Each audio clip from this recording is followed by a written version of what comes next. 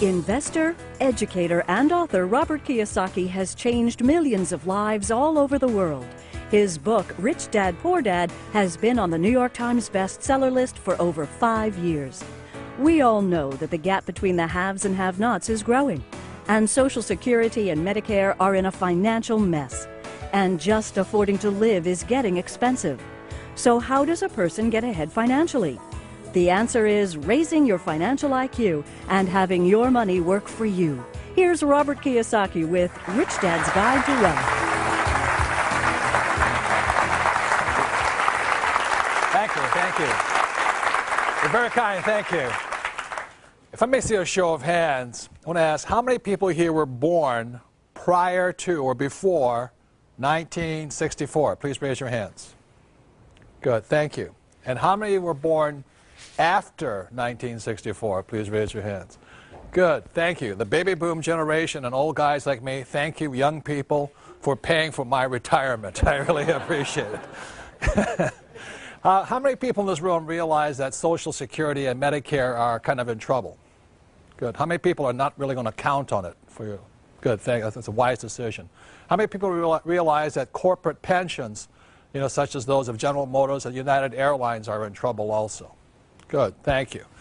So I want to thank PBS, first of all, for having the courage to have me come on and present Rich Dad's Guide to Wealth, very simply because what you will find out, there are many people in the financial services industry that do not want me to tell you what I'm about to tell you tonight. So, please be aware of that. Also, I want to caution you this. If some of you, what I may say tonight may threaten or challenge some of your beliefs about money. I mean, how many were taught, to save money, for example? Good. Tonight you're going to find out why that's a bad idea. So that's what this program is going to shake some of you and all this, so stay tuned. I promise if you stay tuned, at minimum your financial IQ will go up, you may learn to take more control of your money, and possibly survive the financial hurricane that's going to start brewing in the year 2008, the first of approximately 75 million baby boomers begin to retire. And how many people realize those baby boomers may not have enough money to retire on? Good, and good. That's why I thank you young people, because it'll be up to you to take care of us. So, so before I begin, I'll ask a question. How many of you have already read Rich Dad, Poor Dad? Thank you. Who has not yet read the book? Good, there's some of you. For those who haven't read the book, it's good to see some customers still out there who haven't read about my book. But anyway, for those that haven't read Rich Dad, Poor Dad, I'll give you a little bit of my background. Rich Dad, Poor Dad is a true story about my two dads. My real dad was the head of education for the state of Hawaii. Very smart, hardworking, great guy. He's a PhD, and he also ran for lieutenant governor of the state of Hawaii. So he's a great man.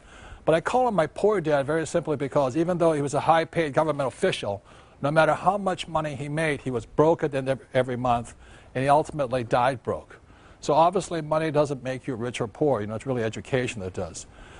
And as you can tell, I'm fourth-generation Japanese-American, which means I don't speak Japanese, and I'm going to let you know that now.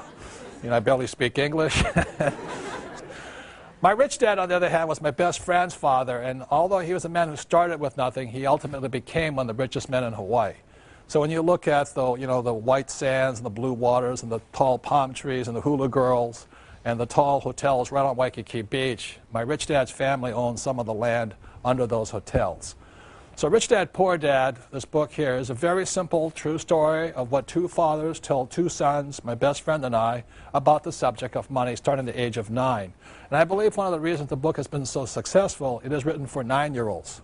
And it's simple enough for everybody to understand high finance, or more importantly, why the rich are getting richer. So that's basically, my background. I grew up in Hawaii, I was educated in New York, and spent 6 years in the Marine Corps, went to Vietnam twice and all that. And then I came back and started my business career. So, next question is this. How many people have read this book, Prophecy? Good, so there's fewer of you have read this book. And while Rich Dad, Poor Dad is a popular book, I think this is a more important book. And the reason I think Prophecy is more important, it's about a very important year. And that year was 1974. And 1974 was a year that the U.S. swung from socialism to capitalism. A very important reason for 1974, it was when a program called ERISA came out, and ERISA stands for Employee Retirement Income Security Act, and when the government's worried about your security, you know you're in trouble. But also it led to a thing called the 401k back in the 1980s. And this is a very big change in the history of our world right now. So Prophecy came out in 2002. It was not a very popular book because it was writing about the failure of these things called 401ks and pension plans and the crash of Wall Street. So this was 2002, and then in 2005, Time magazine, just in October of 2005, came out with a front page cover saying the same thing I said here in Prophecy, that there has been a big ripoff of people's pensions. And Time magazine, 3 years later in 2005, says a great retirement ripoff. Millions of Americans who will retire with benefits are in for a nasty surprise. How corporations are picking people's pockets with the help of Congress. And that's been going on. That's why so many people are in trouble. And then one day later, the New York Times magazine came out saying the same thing Prophecy did. And it says, we regret to inform you that you no longer have a pension. And that's why USA Today came out with a statement that said, America's greatest fear is running out of money during retirement. And that's what this program is about, is why we have this problem right now and why so many people may be financially wiped out in the financial hurricane that's hitting us, and also hopefully what you can do about it so that you may be able to save your friends and family. Unfortunately, what I'm about to say tonight will not work for everybody. As you know, life is not fair, but at least you'll have an idea of what you might be able to do on this whole thing. So, going into it really quickly is the difference between, one of the reasons people are having trouble is they don't know the difference between, I still can't spell that well, wealth and being rich. I'd like to explain really quickly that my rich dad taught me that wealth is measured in time and rich is measured in money. And really quickly, the difference here is this. A person who is, when you measure wealth, for example, let's say you have $10,000 in savings and your monthly expenses are $1,000 a month. That means you're 10 months wealthy. You will survive for 10 months. That's what it means. And the reason people are afraid of what's going to come up with them is they don't have enough wealth. They're afraid of running out of money during retirement. And what rich is trying to measure their lives in money. So what my rich dad taught me is don't worry about becoming rich, worry about becoming wealthy. And one of the reasons I was able to retire at the age of 47 was because I focused on being wealthy, not being rich. And that's a very big difference here. I thought I'd review something. I wrote a book called The Cash Flow Quadrant. I think it's one of the most important books for people who want to make changes in their lives. Because, as I said, the E stands for employee, S stands for self-employed or small business, B stands for big business like Bill Gates, and I stands for investor like Donald Trump or Warren Buffett. So, you know, my poor dad always said to me, son, go to school to get a what? Job. And he was programming me, and this is the word is program, me to be an employee. And, you know, when I talked to my mom, I said, you know, Dad, I don't want to be an employee. And my dad said, you must get a job. You must get a job. You got to have good education, good grades. Get your PhD. I went, oh, my goodness. And my mom says, don't argue with your dad. You know, if you want to be rich, go to school to become a doctor, you know, an S, specialist. And I said to my mom, there's only one problem, Mom. She says, what's that? Doctors are smart. She says, you have a good point there. You know, don't be a doctor. And I talked to my rich dad, and he says, you know, Robert, are you basically lazy and incompetent? I said, yeah. I said, good, you'll do well in business. And so this here is having other people work for you, like my advisors and things like that, and this is having money work for me. And they're very different educational paths. Another thing my rich dad says, again, going to words of vocabularies, employees always say the same words, whether they're the janitor or the president of the company or the CEO, employees all say the same word. I'm looking for a safe, secure job with benefits. That's their whole attitude. And their emotion is fear. Because they don't know how to survive in the real world. They need that, they have that fear driving them. And S, self-employed, their words are, if you want it done right, do it by yourself. So these guys, the problem with them is they may own a business, but they really own a job. They cannot quit because they don't trust other people. Their emotion is trust. And a business owner is like me. I want to have the smartest people around me as much as possible because then I don't have to do that much work. And as an I want to know how to have my money work hard for me so I don't have to work hard for money. So that's why I started off as an entrepreneur. And over here, this is the beauty of real estate. For every dollar I make here, I bring it down here, and my banker will give me $9 more, as long as it's real estate. Tax-free money. So I'm getting ahead faster and faster and faster, very simply because for every dollar I have here, my banker's giving me $8 or $9 to get ahead financially. Does that make sense to you guys here? Tax-free money. And if I sell a property, I'm going to do it tax-free. That's why I'm getting rich. That's why education or financial education is so important. And I think it's really silly that our school systems keep saying to you, go to school to get a safe, secure what? Job, when jobs are being exported overseas so fast right now, it's ridiculous. I mean, I think it was J.P. Morgan. They just exported another 4,700 jobs, and these are smart guys with MBAs and all. They exported it to India. So that's what's happening in the world. But the reason 1974 is so important was because when ERISA, which now was a 401k, came out, it forced these people to become investors also. And that's why this change was such an important change here. So the other part going into it is this, is that there's three basic kinds of education. One is academic. The other one is professional. So you go to school to learn reading and writing. It's very, very important. I didn't do very well here, but I did graduate. And then professional is when you become a doctor or a lawyer or something like that. And those are very important. But what I'm saying here is this. In this world, there's three types of education that's essential. I'm not saying these are not important. I'm saying they're not enough today. You need more. And the third type of education is education that's called financial education. So what this program is about is not so much about these. I said these are very important, but so is this one right now. And I've never understood why our school systems don't teach us anything about money. You ever wonder that yourself? Why? Because rich or poor, smart or not so smart, we're all going to use money. And it's because our school systems don't teach us much about money. That's the reason so many people are having problems today financially. And so I'm not blaming Wall Street or people who are financial advisors. I'm blaming our education system for not keeping up with the changes in time. So what happens because we don't have much financial education at school, we actually learn it from our families. So what happens with poor people is, you can look on the screen over here on the plasma, the poor people tell their kids that the government's going to take care of you. You should count on Social Security, and you should count on Medicare and things like this.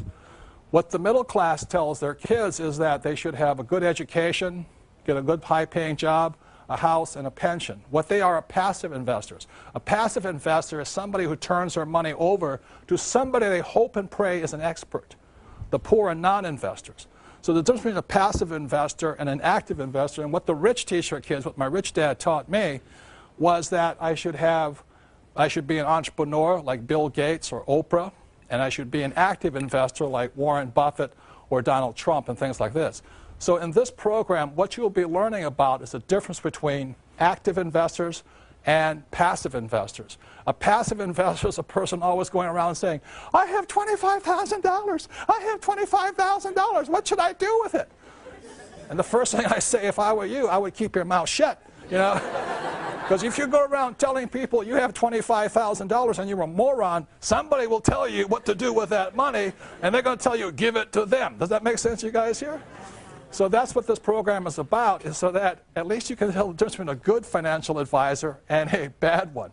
Because if you don't know what you do with your money, somebody else does. So when we come back, I'll be teaching more about financial education and the secret words that can change your life. Thank you.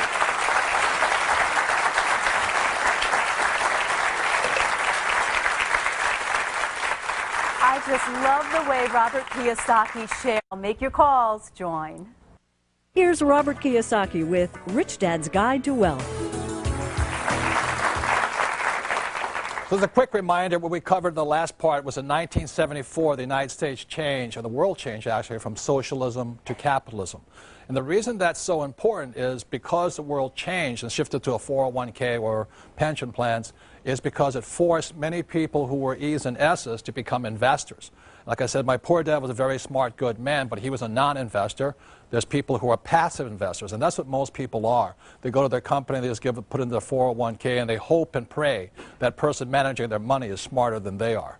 And the third type is the active investor. Now, if you're going to be an active investor, then you have to have financial education.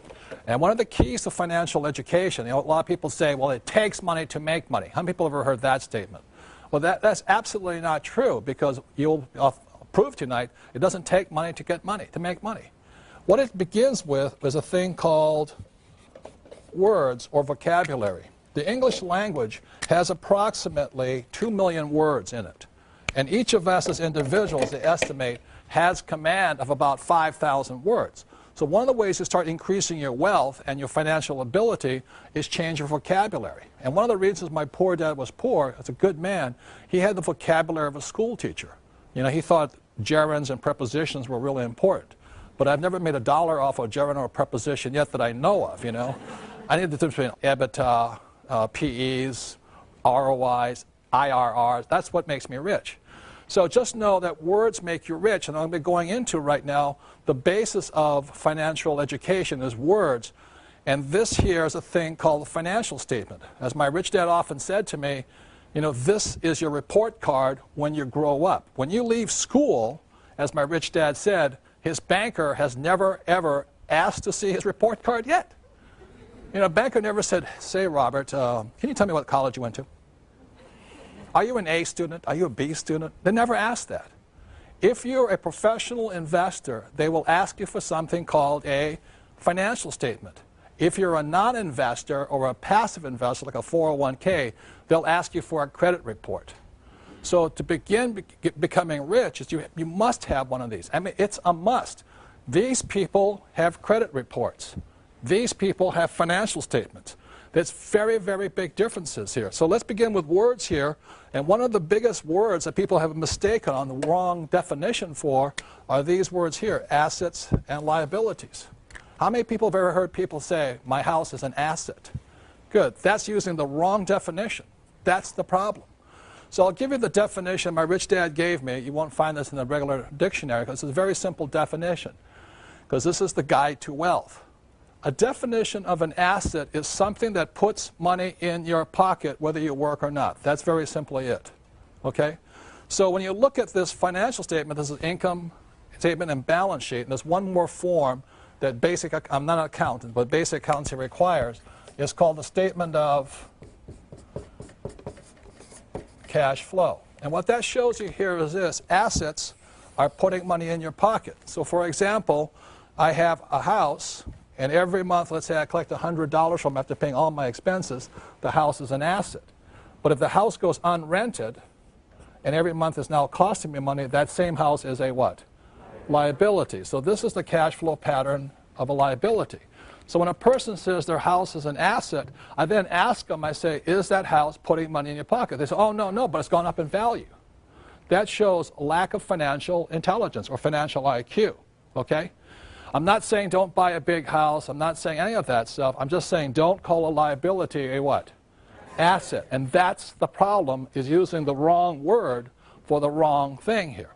Or I could have a car. If I use a car as a taxi and every month it put $1,000 in my pocket, it's an asset. But I have my BMW here and it's costing me $1,000 a month, it's a liability. So that's very simply it. So don't call asset or liabilities assets, and that's where people get in trouble. The next thing, like I said, my banker has never asked me for my report card yet, and my banker, if I'm going to borrow a lot of money from them, they want to see my financials. And what a banker is looking for is your financial IQ. They don't care how your academic IQ. They want to see how smart you are with money. And it's not that I wear nice clothes and have a nice watch and have a nice house and a nice car. A banker doesn't care, because how many people know people who are looking good but are flat broke? You know what I'm talking about here? So, and that's the big problem here. So when a banker looks at this thing, the banker is looking again at cash flow. So when a banker looks at this, let's say the person has a job, the money comes in and the money goes out. They look at that, that's a cash flow pattern of a poor person. If they don't change their pattern, they'll be poor. It is not how much money you make. It is how much money you spend is the issue here. For example, I have a doctor friend. He makes about $400,000 a year. He's very proud. He has no debts. He's one of those people that think that debt's bad, and that's really moronic. But anyway, but he makes $400,000 and he spends $400,000. So even though he makes a lot of money, he has a cash flow pattern of a what? Poor person. What the middle class generally tend to do is the first thing they want to do is have a big house, and they have a thing called a mortgage. And the definition of mortgage comes from the French word mortier, which means death. That's what it means, So what happens, they have a mortgage, got the nice BMW or Mercedes, so they're looking good, but going broke, So when a banker, they come in with their nice suits and all this, the banker looks at it and goes, I can see your cash flow pattern is this. And this is the cash flow pattern of the middle class. It's working hard and going broke. They never get ahead. They buy big houses, they do home equity loans, and they think they're Donald Trump with real estate investors. All they got is a big house they're in debt to. A lot of people use their house as an ATM machine. Every time it goes up in value, they borrow the money out. That is really a loser's point of view there. I mean, that's not, the bankers love you because you're greatly in debt, but that's not a way to get ahead. And this is the cash flow pattern of a rich person. They have assets here. And so generally what it is they have a business, they have real estate, and they may have dividends from stocks and bonds and stuff like that, or interest. So those are assets. So oftentimes I ask people, think about it this way. If you stop working today, let's say you're married, you have a spouse, if you stop working today, how much money keeps coming in your pocket? And how much money keeps going out? All the things that are taking money out of your pocket are what? Liabilities. And anything putting money in your pocket is an asset. So the reason my wife and I could retire is very simply we have money going like this. This means we're wealthy.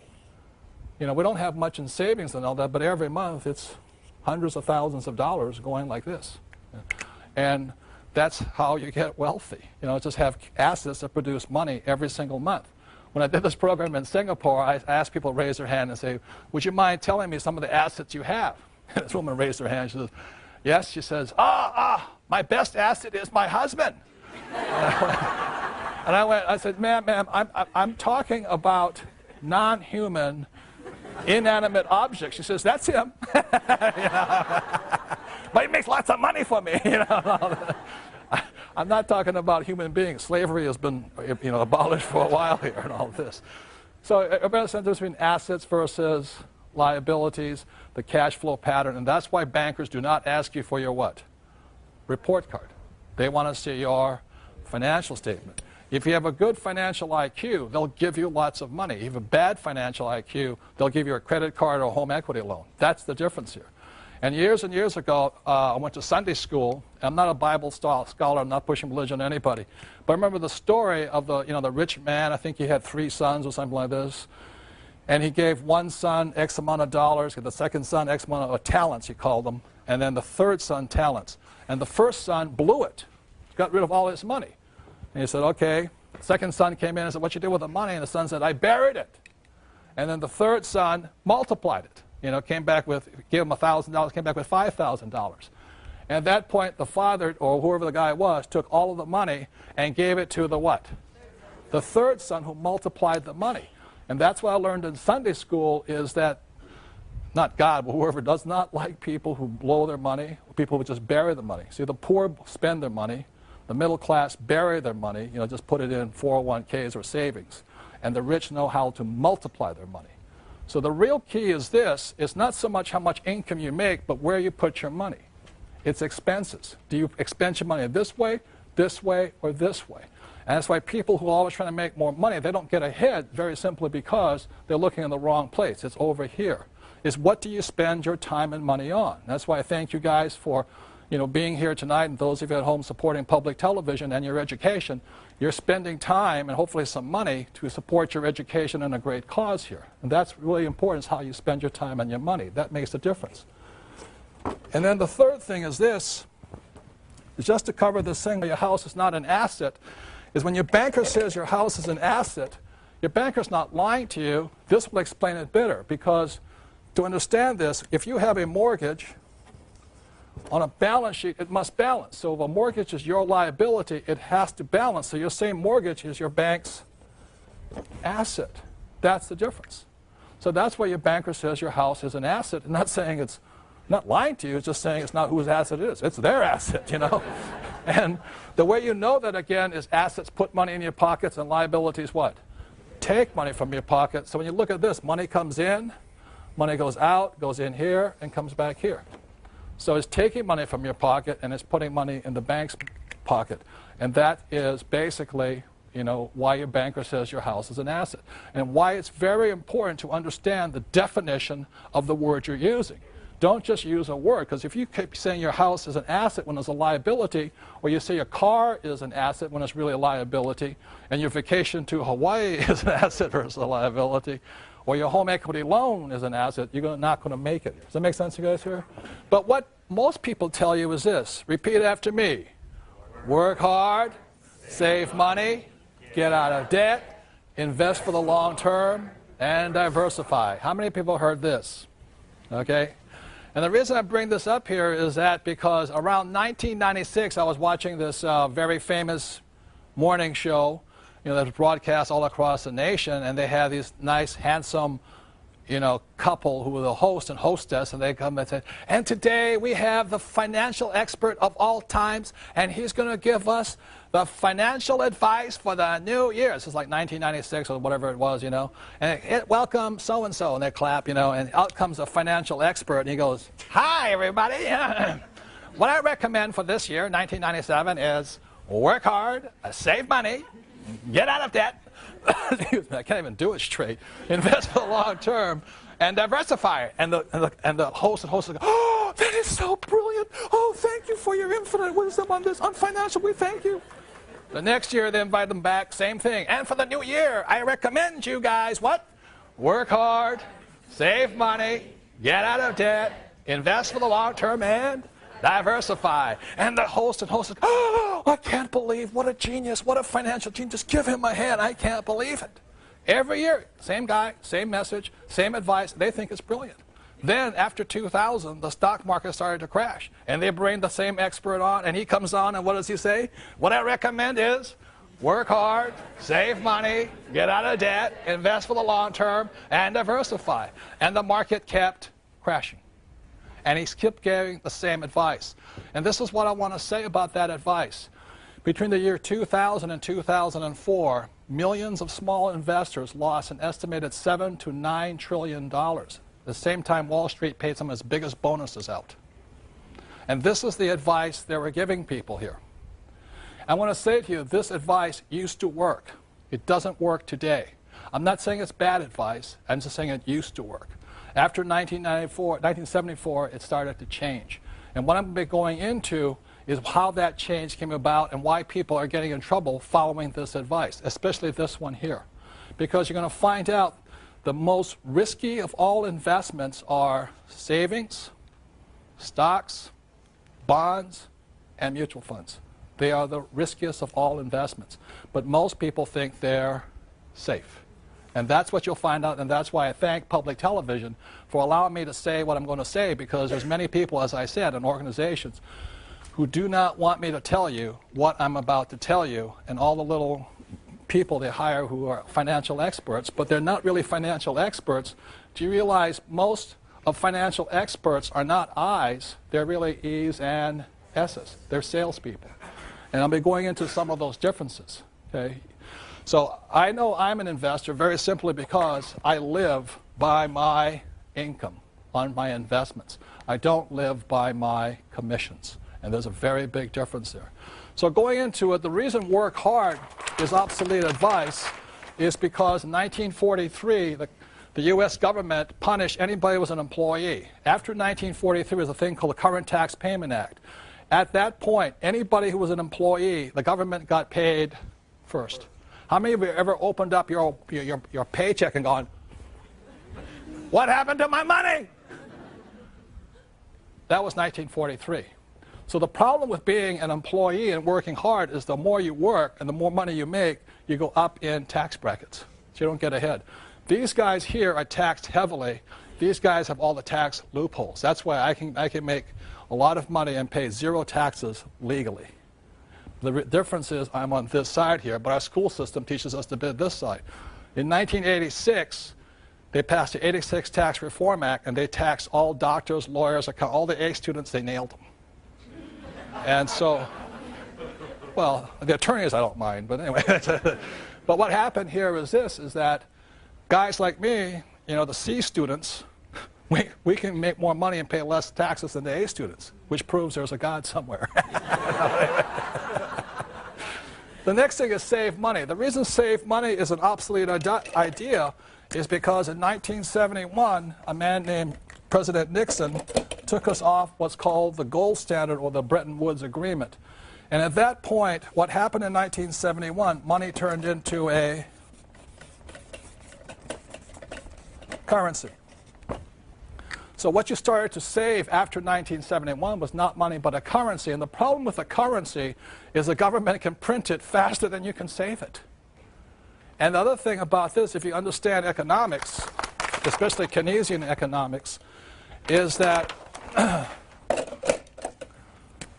when you look at a dollar, a currency, let's say this is $1 and this is 40 years here, a currency is designed to go down to 5 cents over 40 years. A currency is designed to lose money so the government can keep running up debt.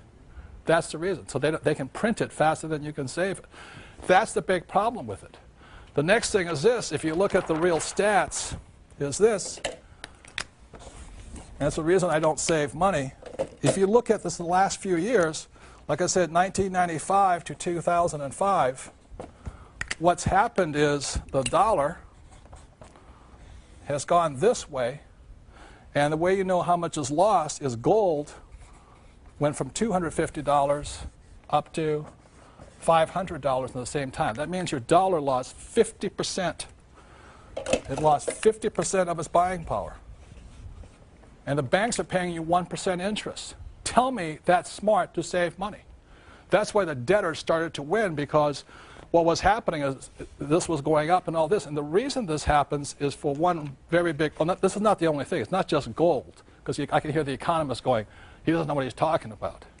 Well, I'm not saying I'm an economist. I'm saying just look at the price of gold.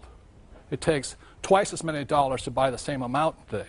But not only that, my father's house, which he purchased in, I think, 1965 or something, he paid $50,000 for it.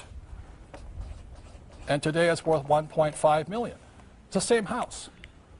So it means the purchasing power of the dollar went where? Down. The house didn't go up in value. Your dollar went down. And the other thing the economists say, well, that's not really a good indicator. But look at this. In 1995, oil was about 10 bucks. Today it's 60 bucks.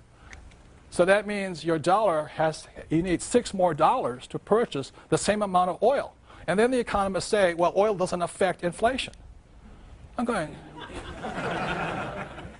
they want you to believe that investing is risky. How many people have heard investing is risky? Good. What this section is about of this program is how risk isn't anything but lack of control. The number one difference between an active investor and a passive investor is the subject of control. So what I'm going to show you tonight is how what I do as an active investor is I want control. If I have control, I don't have any what? Risk. And that's the difference. So using a metaphor that most of us can understand, over here we have, an example of a car. Okay. Now, how many people realizing there's risk driving a car? Good. But car driving doesn't have to be risky. Like those guys want you to believe investing is risky. So some of the controls, the 6 controls a car must have, number 1 is a steering wheel, right? How many people would not buy a car if it had no steering wheel? Good, you know what I mean? So let me sit down here like this. So I sit down, I get in my car, and control number 1 I want to check on is I have a steering wheel. Control number 2, gas pedal. Now you have a gas pedal, you better have some what? Brakes. How many people have ever driven a car without brakes, you know? You don't need coffee for about 6 weeks after that. You know? And then you have a forward and reverse, you know, gear shift like this. And the other thing you also have to have is a driver's license for driver's ed, and you have to have insurance. So if I'm driving down the road, you know, doing a little bit too fast, I hear the bing, bing, bing, bing, bing, bing, bing, bing, and the cop pulls me over, a policeman pulls me over. What's the first thing a policeman asks me for? Driver's license and proof of what? Insurance. How many people would not let somebody who was uninsured drive your car? How many people would not let somebody who had no driver's ed drive your car? You know what I mean? That's stupid. But that's what investors are doing. They're actually investing in savings, stocks, bonds, mutual funds with no control. And what happens, that's like going like this.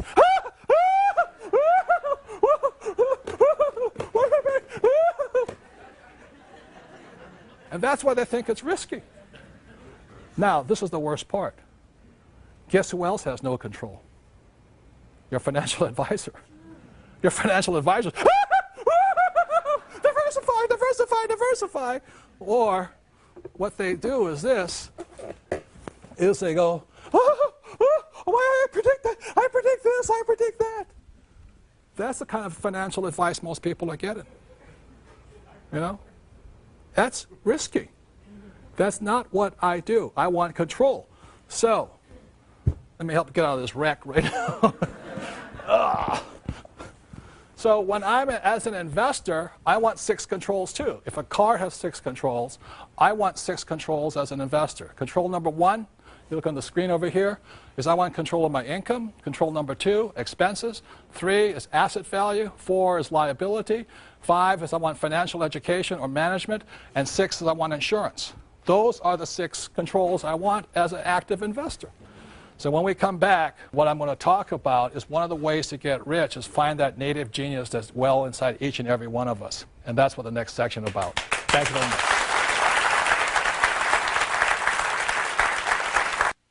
Here's Robert Kiyosaki with Rich Dad's Guide to Wealth.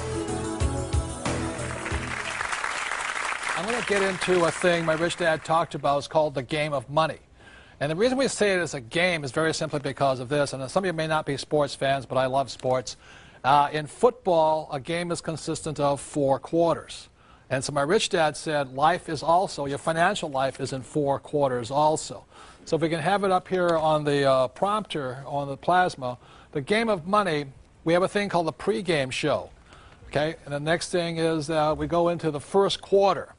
So age 25 is generally when most of us kind of get out of school and we sort of figure out what we're going to do. So age 25 to 35 is the first quarter. And the way we come up with this is 10 years is because our working life is generally 40 years long, 25 to 65, right? So the first quarter is 25 to 35. Then what happens, second quarter is 35 to 45. Got it? You know, things like this. And by then, you should be married, or if you want to be married, your career should be taking off, and you have a house, and a little bit in debt, and all this stuff. And then we go into halftime, you know. And at that point, sometimes in our lives, it's called midlife crisis, you know. We say, oh, my goodness, I'm not getting ahead, I'm not getting promoted, I'm not getting ready, and a panic sets in. And then we go into the third quarter, which is 45 to 55, okay? And then ages 55 to 65 is the fourth quarter. And if you haven't acquired enough wealth, like I talked about, that's between wealth and being rich. Wealth is very simply measured in time. So we have recurring income coming in for as long as you live here. So if you don't have enough recurring income from wealth, you go into what's called overtime. And overtime means that you may be on Social Security, or as my Japanese friend say it, oh, Social Security, you know, because it's so, is that if you haven't quite got it yet, overtime means, would you like that supersized? Would you like a giant-sized Coca-Cola with it or stuff like this? And then you go into what's called out of time. And I think this is why people are terrified right now of running out of money during retirement, because when you're out of time, that oftentimes your body gives up and all this. And a lot of times what people say is that you spend your health gaining wealth. And in the last few years of your life, you spend your wealth trying to hang on to your health. And they say so many people, their fortunes get wiped out in the last 2 years of their lives if they don't have enough. And as I said, the biggest problem in America is not Social Security, it's Medicare. $64 trillion in debt right now. So that's why I said I thank all of you who were born, after 1964, because you're going to be paying for all the old guys who are out of time, especially right now. Pre-game show, Paris Hilton was born, I think, with $300 million net worth. She won the game before she was born, How many people wish you were, born rich or all that kind of stuff? I always did, but I wasn't. So there are certain people who were born with a silver spoon in the mouth, and they were so fortunate. I wasn't. My wife, Kim, won her game in the first quarter of her life. She was about 35 years old when she retired. She had acquired enough wealth, enough passive income, that she never had to work again. So she won the game first quarter, and I was 47, so I won it just in the second quarter of my life. That meant I never had to work again. Not that I was rich, but I was wealthy. I had money coming in every month from my investments that I never had to work again. So then I took 2 years off, suffered my midlife crisis, and then came back. And when I was 50 years old, I wrote a book called Rich Dad, Poor Dad. And the thing took off, and a whole new career opened up. And now I'm in the fourth quarter of my life, and thank God I don't have to worry about going into overtime or out of time. Because acquiring wealth is just fun for me. I love investing. It's not frightening. It's control. I have all that. Does that make sense, you guys here? It's just fun. So my question is to you right now is, what quarter are you in? How many people are in the first quarter? Okay. How many people second quarter? How many people third quarter? Fourth quarter? Nobody's raising their hand on that one. A couple of you. And I won't ask about overtime and out of time, but the question is this. Sometime, like it or not, every single one of us needs to win the game. Regardless of who you are, we need to win the game. If we don't, we go into this part over here.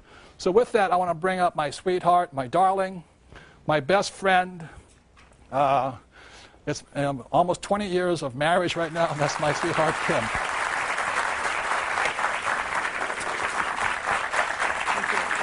Kim has her own corporations. I have my own corporations. If we ever split, she's completely independent. She has control of her own life. Does that make sense, you guys here? So that's what I love about her.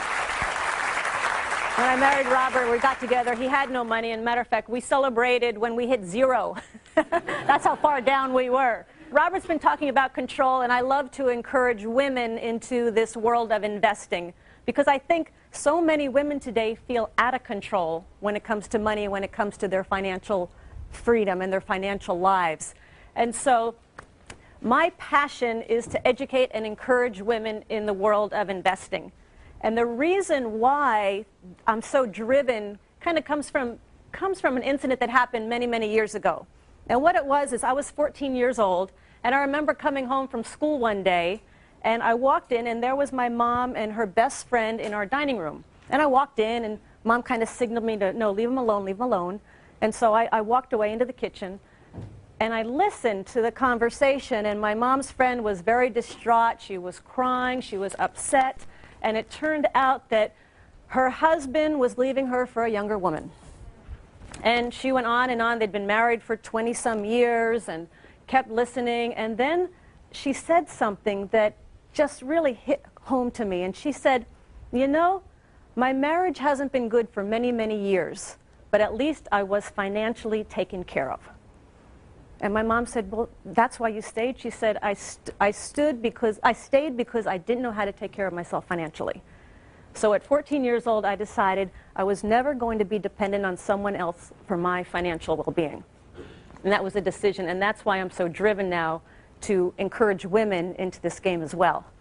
And so when Robert talks about control, I really believe that it's time that women today take control of their financial lives.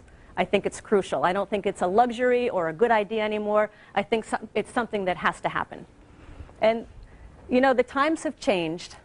And what worked for our mothers and our grandmothers is not necessarily going to work for us and our daughters and our granddaughters.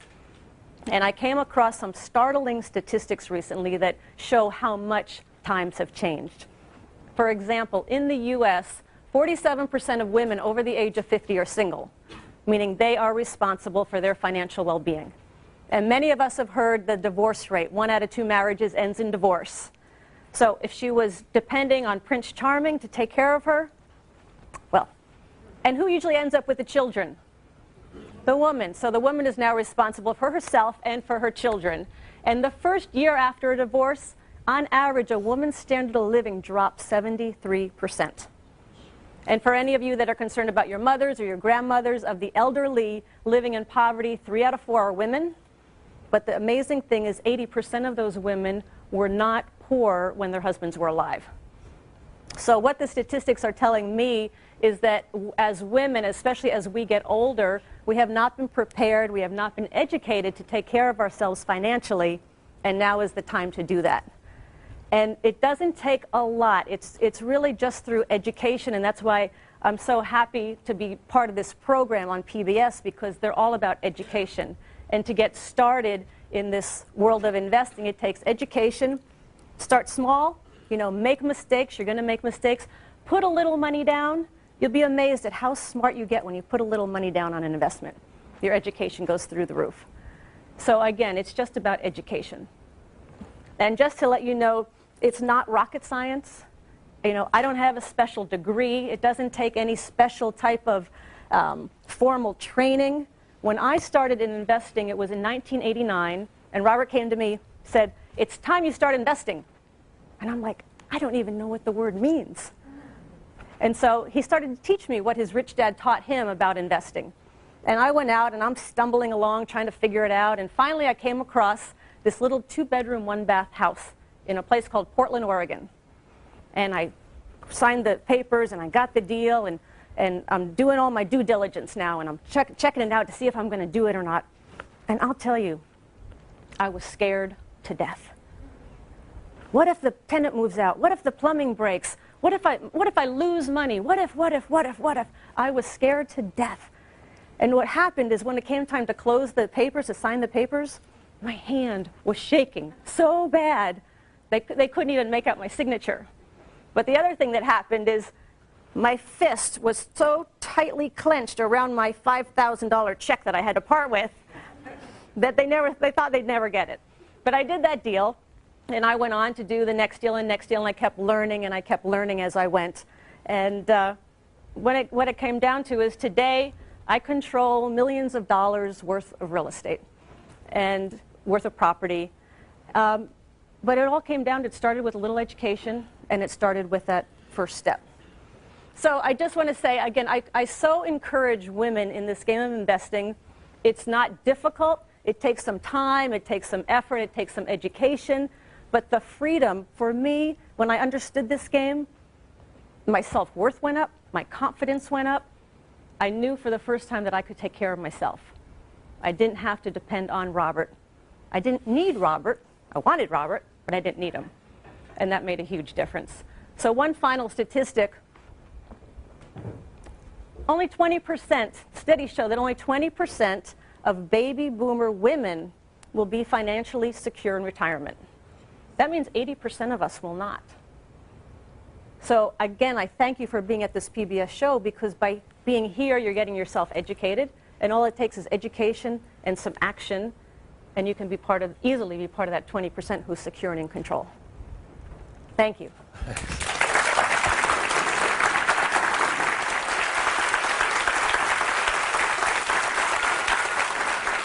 The last thing I want to talk about here is this, is that I realized as I studied education, I started studying education at a later time when I was about 38 years old, and I realized that each and every one of us was a genius, except in school.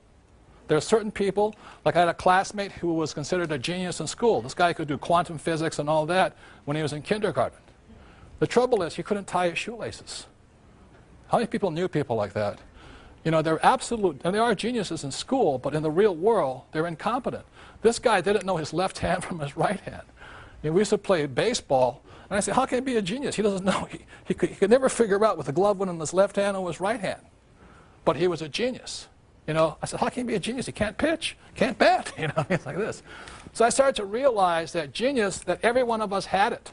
And what genius stands for is this here.